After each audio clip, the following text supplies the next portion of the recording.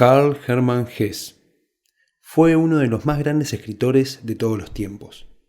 Nació en Alemania el 2 de julio de 1877, pero luego se radicó en Suiza en 1924, donde vivió hasta sus últimos días.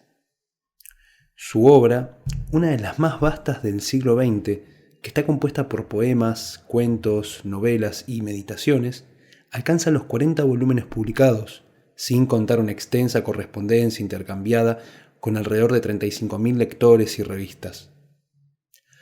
En 1946 recibió el Premio Nobel de Literatura como reconocimiento a su trayectoria literaria. Además de haber sido un genio de la literatura, fue discípulo nada menos que del gran psiquiatra suizo, psicólogo y pensador Carl Gustav Jung, quien le abrió el camino a un nuevo conocimiento sobre el ser humano. Quizá, por ello, luego se volvió un arduo estudioso y practicante de diversas disciplinas espirituales, como el gnosticismo, el hinduismo, el budismo y el taoísmo. Entre sus principales obras se encuentran Demian, el lobo estepario, Siddhartha, Narciso y Golmundo, Viaje a Oriente y El juego de los avalorios, obras que apenas son un eco de sus pensamientos y creencias espirituales.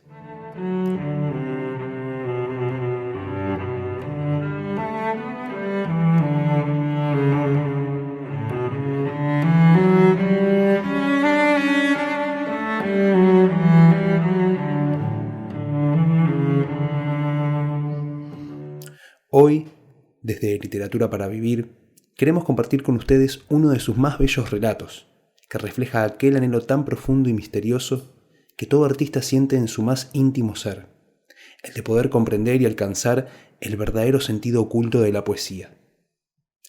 Hoy con ustedes, El poeta, de Hermann Hesse.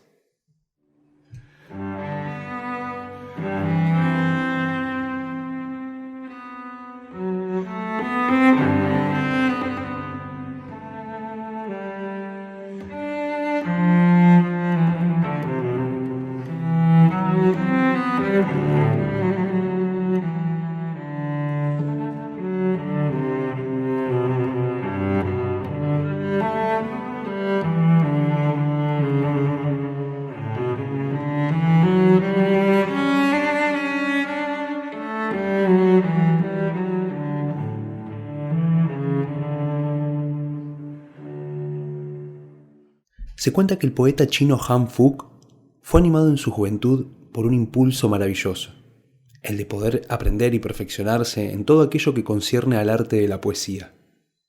Por entonces, cuando todavía vivía en su patria junto al río Amarillo, se había comprometido con una joven de buena familia, de acuerdo con su propia decisión y con el apoyo de sus padres, que lo amaban tiernamente. La boda debía ser fijada pronto, y ese día estaría lleno de promesas dichosas. Han Fuc tenía por entonces alrededor de 20 años y era un lindo joven, modesto y de agradables modales, instruido en las varias disciplinas científicas y, no obstante su juventud, ya conocido entre los principales literatos de su país por algunos excelentes poemas.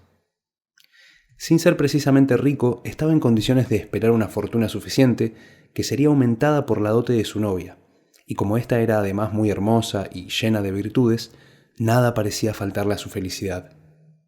Sin embargo, no era completamente feliz. Su corazón estaba poseído por la ambición de convertirse en un poeta perfecto. Entonces sucedió algo. Anochecía mientras se celebraba la fiesta de los faroles en el río y Han Fuc paseaba en soledad a lo largo de uno de sus márgenes. Se recostó contra el tronco de un árbol inclinado sobre el agua y vio en el reflejo del río 1000 luces que nadaban temblorosas. Vio en las barcas y en almadías a hombres, mujeres y jóvenes muchachas que se saludaban recíprocamente y brillaban en sus vestidos de fiesta como hermosas flores. Escuchó el débil murmullo de las aguas iluminadas, el canto de las cantantes, la vibración de las cítaras, los dulces sones de las flautistas y vio, por encima de todo, la noche azulada cerniéndose en los espacios como la bóveda de un templo. Al joven le latió el corazón mientras, como un espectador solitario que obedeciera a sus antojos, contemplaba toda esa belleza. Y aunque deseaba cruzar el río y disfrutar de la fiesta en compañía de su novia y sus amigos, Anhelaba con mayor vehemencia captar todo aquello como un espectador sutil para poder reflejarlo en un poema absolutamente perfecto. El azul de la noche, los juegos de las luces en la corriente, la alegría de los participantes, la añoranza del espectador silencioso recostado en el tronco del árbol junto a la orilla. Entonces sintió que todas las fiestas y los placeres de esta tierra jamás podrían dar bienestar ni alegría a su corazón, que aún en medio del quehacer de la vida permanecería siendo un solitario y en cierto modo un espectador y un extranjero.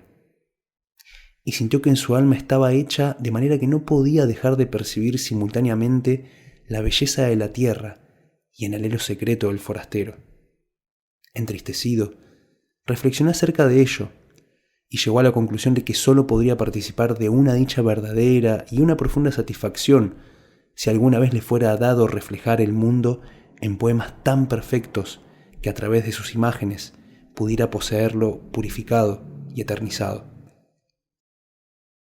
Apenas sabía Han Fuc si estaba despierto o dormido, cuando percibió un pequeño ruido y vio de pie junto al tronco a un desconocido, un anciano con una vestidura color violeta y aspecto venerable.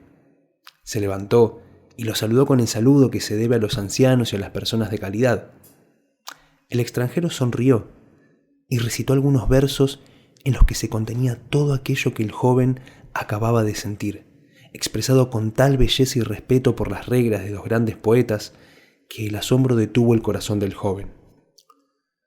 «Oh, ¿quién eres?», exclamó, mientras se inclinaba profundamente.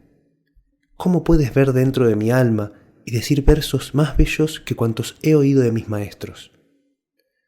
El extraño volvió a sonreír con la risa del que sabe la última palabra y dijo: «Si quieres convertirte en un poeta, ven conmigo. Encontrarás mi cabaña junto a la fuente del gran río en las montañas del noreste. Me llamo el maestro de la palabra perfecta».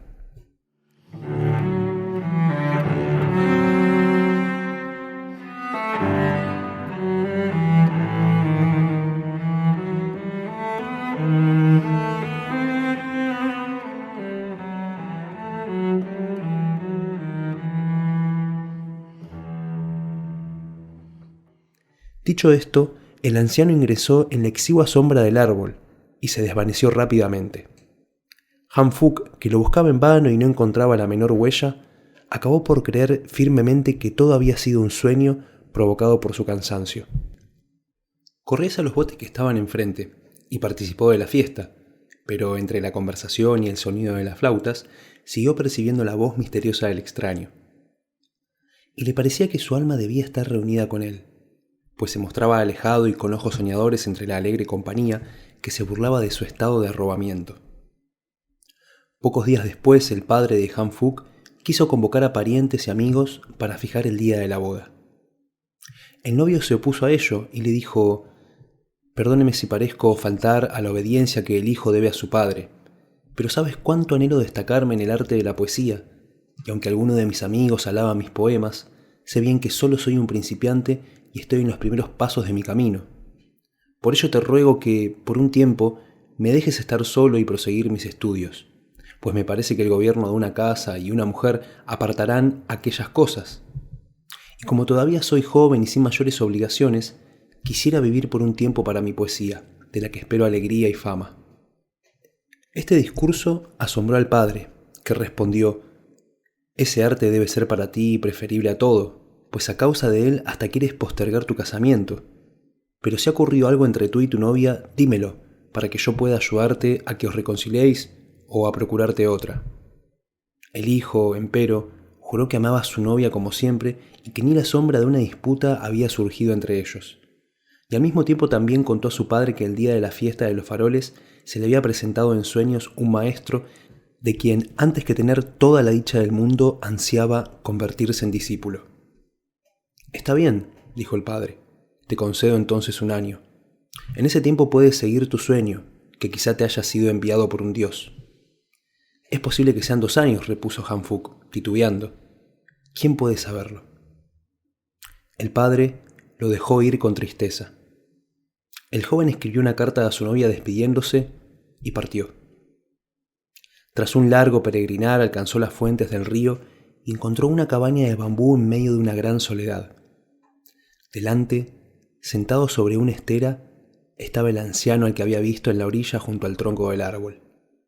Tañía un laúd, y cuando vio que el viajero se acercaba respetuosamente, no se levantó ni lo saludó.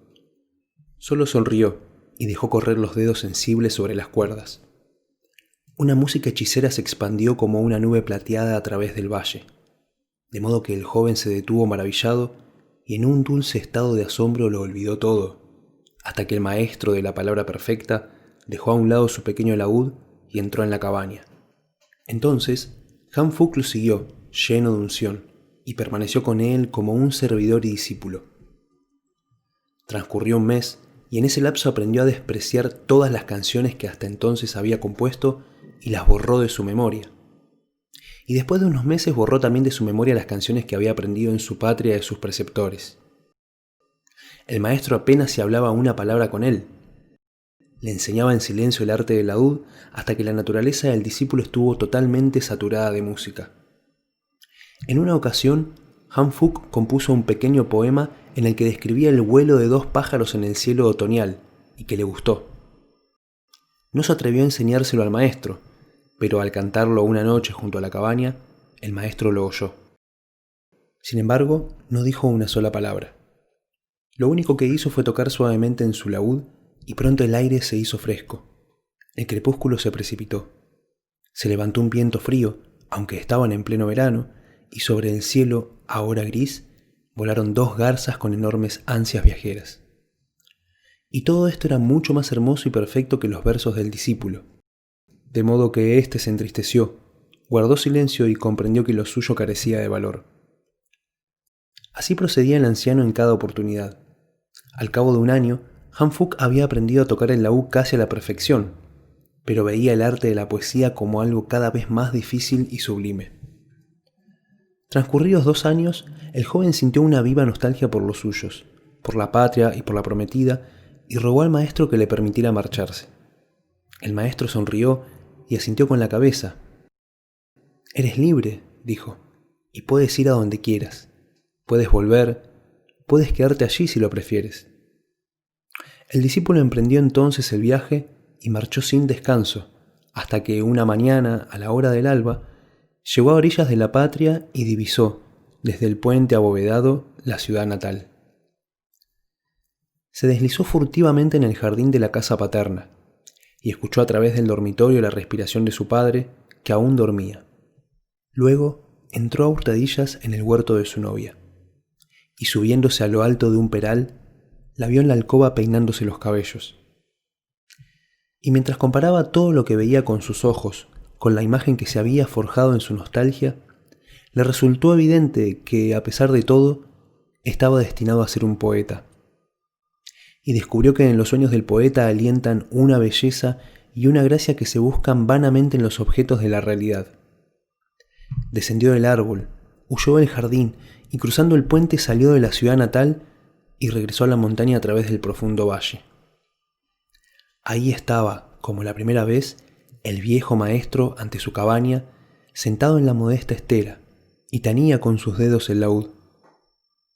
Y en lugar del saludo, pronunció 2 versos acerca de la felicidad que proporciona el arte, cuya hondura y musicalidad llenó de lágrimas los ojos del joven.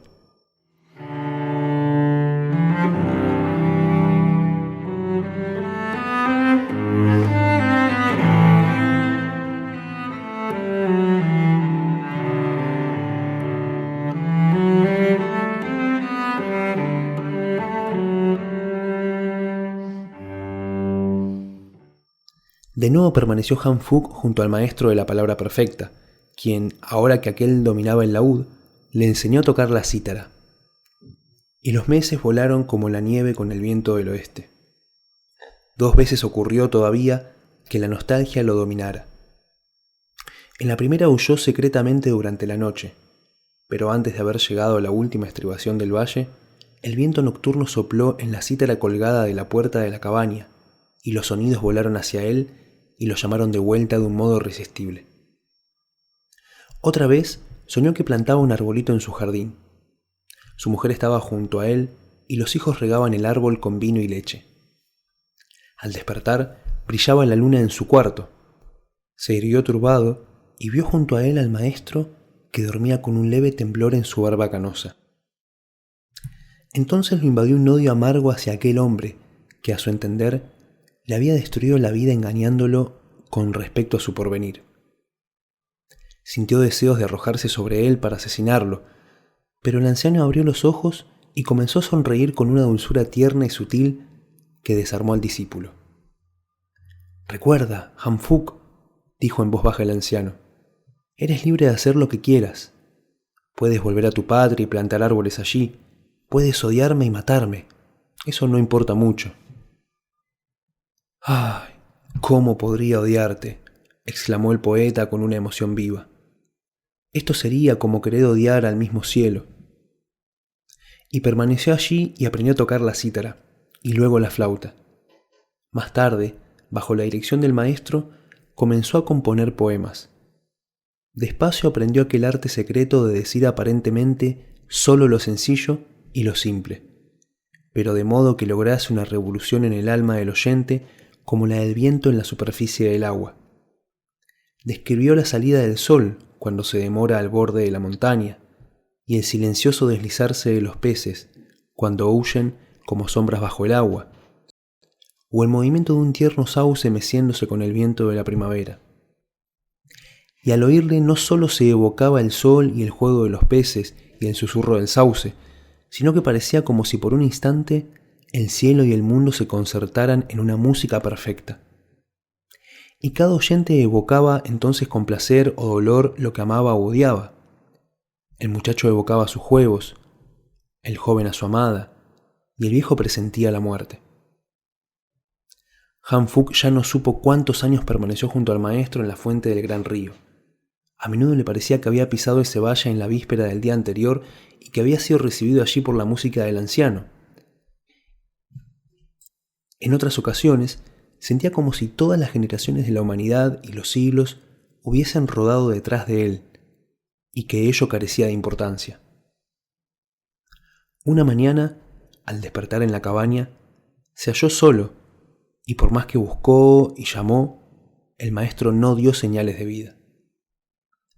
Durante la noche pareció que el otoño hubiese llegado de improviso. Un viento áspero sacudía la vieja cabaña, y sobre la cuesta de la montaña volaban grandes bandadas de aves de paso, aunque todavía no era la época. Entonces, Han Fuc tomó el pequeño laúd y descendió al país natal, y allí, donde se encontraba con gente, lo saludaban con la ceremonia debida a los ancianos y a las personas de calidad. Y cuando llegó a la ciudad paterna, su padre, su novia y sus parientes ya habían fallecido, y otras personas vivían en las casas de aquellos. Al anochecer fue celebrada la fiesta de los faroles sobre el río, y el poeta Han Fuc se quedó en la orilla más oscura, recostado contra el tronco de un viejo árbol. Y cuando comenzó a tocar en su pequeño laúd, las mujeres suspiraron y miraron encantadas y con ansiedad en medio de la noche. Y los hombres jóvenes llamaron al tocador de laúd, al que no podían encontrar, y lo llamaron con ardor, pues ninguno de ellos había oído jamás tales sonidos de un laúd. Pero Han Fuc sonreía. Miró el río, donde flotaban los reflejos de los 1000 faroles, y cuando no pudo distinguir más los reflejos de la realidad, no halló dentro de su alma ninguna diferencia entre esta fiesta y aquella otra a la que asistiera en sus mocedades y durante la cual percibiera las palabras del extraño maestro.